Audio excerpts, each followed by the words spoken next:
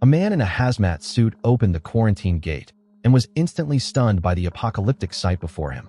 The air was thick with radioactive dust, the bridge ahead blown to pieces, and not a single intact corpse left in view. The survivors hiding underground were shaken, yet grateful. No one had ever imagined the world could vanish so quickly. From now on, deep beneath the earth, 300 meters below, they would carry the heavy burden of keeping human civilization alive. As for our main character, Max, life had once been very different. Before the disaster, he was a spoiled rich kid, reckless and carefree. But one car accident completely altered his fate. In that crash, Max abandoned his dying girlfriend and ran for his life. For that, he was convicted of manslaughter and sentenced to 5 years in prison. Behind bars, he was consumed by grief and guilt. His wealth didn't protect him. In fact, it made him the prime target for abuse. One day, his cellmates stuffed him into an industrial washing machine. Max suffered on the brink of death for 16 long minutes. When they finally dragged his battered body out, Max realized something. To him, all the pain he'd carried through this life had finally ended. In that moment, he felt reborn. Staggering to his feet, Max burst into laughter, right in the faces of the inmates who had tormented him. That fearless defiance earned him something unexpected, their respect. From that day forward, the bullying stopped. Max threw himself into training. Day after day of grueling workouts, plus his strong performance in prison competitions, quickly made him someone the others admired. In this new atmosphere, Max slowly began to forget his pain. But good times never last. In his 3rd year behind bars, Max suddenly received notice that his sentence had been reduced. Because of his good behavior, he was free to walk out immediately. His fellow inmates erupted in thunderous cheers as Max strode out of prison like a man reborn. Waiting outside was his father, Rafa. Max's expression was ice cold. The bond between father and son had been shattered long ago, ever since that car accident. Just then, the roar of fighter jets thundered overhead. Rafa's face darkened. He told Max that to secure his early release, he had burned through enormous amounts of money and influence. And now, with the world on the brink of chaos, Max had no choice but to follow him into a secret underground bunker where survival might be their only option. Max wanted nothing to do with it. He had just walked out of prison. There was no way he was going to crawl back into another underground cage. But his father was desperate. He told Max that his mother and grandmother were already inside the bunker, and so was the father of Max's late girlfriend. That last part made Max freeze. Maybe it was finally time to face the sins of his past. On the way, Rafa explained how this hidden bunker came to be. Years ago, during a tennis club gathering, he befriended a high-ranking military officer. From him, Rafa learned a shocking truth. The country's elite had been secretly building bunkers for the end of the world. Rafa nearly bankrupted himself, pouring all his wealth into securing one of the coveted entry passes.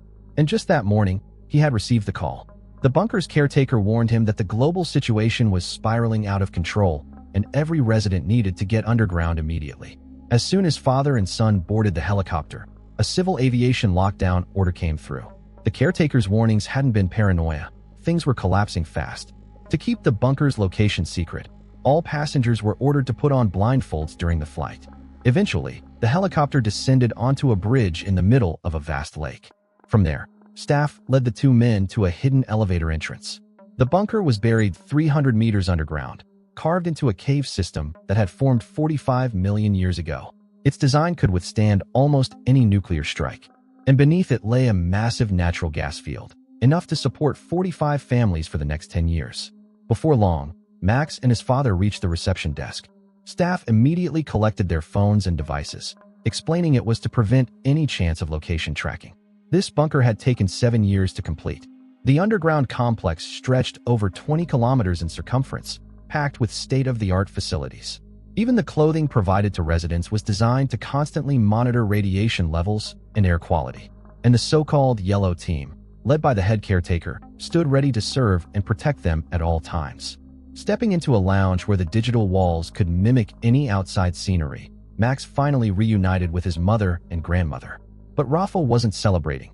His eyes were locked on the massive news screen. Russia's defense minister had just announced an emergency briefing, warning that they would retaliate with overwhelming force against what he called provocative actions. Later, when the family sat down in the dining hall, fate forced Max to confront his past. At the next table sat the family of his late girlfriend. The room instantly grew heavy with tension. Max spoke with raw honesty, expressing the guilt that had been eating away at him for years. But her father, Gilmer stayed cold and distant. No matter how sincere Max sounded, forgiveness wasn't on the table. The two families had once been inseparable, but that tragedy had severed the bond forever. Gilmer politely introduced his new wife. As it turned out, only 6 months after losing his daughter, his ex-wife had also died in a car accident. Since then, he had remarried. Surprisingly, Gilmer was warm and talkative, showing none of the bitterness Max expected. But his late girlfriend's younger sister, Asia, wasn't nearly so forgiving. She wasted no time at the table, openly mocking Max, spitting venom about how someone could be so heartless as to abandon a dying girl. Her words cut deep. In an instant, Max was dragged back to that night, but his mouth stayed shut. He offered no defense, no excuse. The tension in the room thickened until it was almost unbearable. That's when the head caretaker entered with a group of staff, breaking the silence. She delivered the news everyone dreaded. The war across the Atlantic had escalated. Nobody would be leaving the bunker anytime soon. They needed to prepare for a long stay underground. But the caretaker wasn't finished. She reminded the residents that resources here were limited, and the staff couldn't serve them like royalty. Everyone would be expected to pitch in with simple tasks, collecting their own meals, washing their own dishes, and maintaining basic order. To ordinary people, it was nothing. But to these wealthy elites, raised in comfort and luxury, it was almost insulting. Some exchanged looks of quiet outrage. Still, the reality outside left them no choice. With the world in ruins above their heads, this bunker was all they had. For now, their resentment had to stay buried. Back in his room, Gilmer finally cracked. At dinner, he had nearly lost control, more than once picturing himself driving a steel fork straight through Max's skull. To him, this so-called man wasn't grieving, wasn't remorseful. He was a fraud, a murderer hiding behind a mask of civility. His new wife tried to calm him down, but it only earned her a harsh tongue lashing. Meanwhile, Max ran into Asia in the gym. He didn't want his late girlfriend's sister trapped in bitterness forever. So he pulled out something he'd been holding on to all these years, her old phone, left behind in the wreckage of the crash. Asia hurried back to her room and opened the gallery. Most of the clips were simple, intimate videos of her sister laughing and teasing Max, watching that joy, that light in her face. Asia struggled to believe he could ever have been so cold as to abandon her. Gilmer, on the other hand, drowned his fury in alcohol. But when he reached for another drink, the bartender refused, 2 glasses per resident, per day. He was about to explode when the bar suddenly rattled beneath his feet. The big screen flickered. Then the siren screamed. Warning, bunker under attack. All residents report immediately to the lowest dome level. The ground shuddered violently.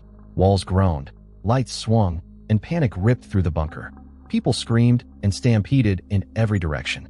And just then, against the tide of chaos, Asia caught sight of Max and his father helping Rafa through the corridor. For the first time, something softened inside her. Maybe Max wasn't the monster she had convinced herself he was. The group piled into the elevator, hearts pounding, but halfway down disaster struck.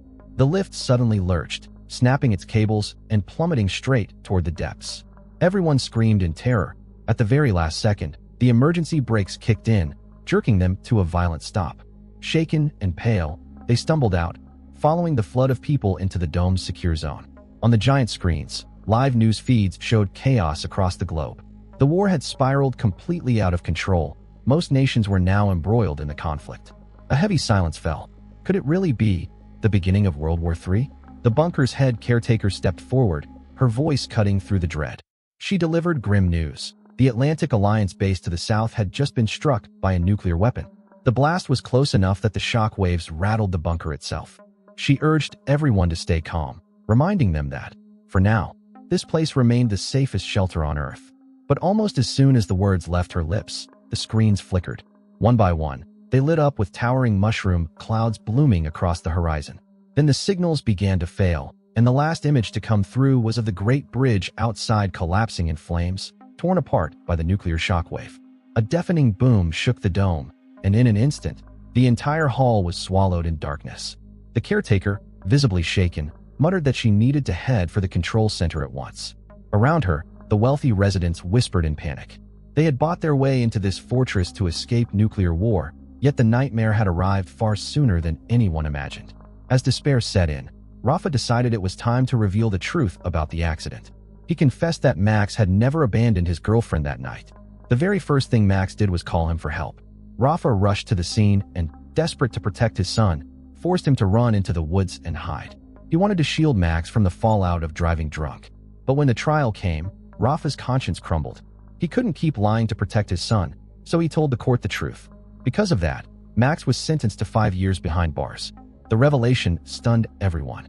Max's grandmother lashed out, furious that her son-in-law's wavering choices had cost her grandson 3 precious years of his life. But Max's mother took a very different view. To her, Rafa's decision wasn't betrayal, it was redemption. In her eyes, he had given their son the chance to atone for his mistakes, rather than hiding forever behind a lie. Just then, the caretaker stepped forward with an update. She explained that her team had confirmed the problem. An external antenna had gone down, and someone would have to go outside to repair it. To keep everyone informed in real time, she promised that the repair crew would activate a live broadcast. Moments later, the head of security suited up with one of his men. Under the anxious stares of the crowd, the two slowly unlocked the massive isolation door. And what greeted them beyond the threshold looked like the end of the world. Nuclear ash drifted across the sky, radiation levels were off the charts, and even the air temperature was climbing higher by the second. As the live feed showed the charred remains of bodies scattered across the wasteland, the residents gasped in horror. The cruel reality of the apocalypse was far worse than anything they had imagined. Then came another warning from the monitoring team. The heat and radiation were still spiking fast. The two men raced to finish the repair, but disaster struck. One of the workers' gloves fused to the burning hot metal railing. He had no choice but to slice the glove open with a screwdriver, abandoning the job entirely. At that point, completing the mission was impossible. With no other option, the caretaker gave the order for both men to retreat back into the safety of the bunker. After multiple rounds of decontamination and sterilization, the two repairmen finally stepped into the isolation chamber. But with their gloves torn, it was clear they had been exposed to a dangerous amount of radiation. Panicked, the staff quickly shut off the cameras, which only made the wealthy survivors inside the bunker even more anxious. The caretaker offered a few vague words of reassurance before turning and leaving the main hall. But the moment she passed through the security door, her worried expression vanished completely. In the control room, the staff erupted into applause. It was all part of a carefully orchestrated ruse. But what was the purpose of this elaborate deception? Was it simply to swindle wealth from the residents, or a twisted experiment on human behavior under the shadow of the apocalypse? For those wondering, the answers will have to wait. Stay tuned for the next episode.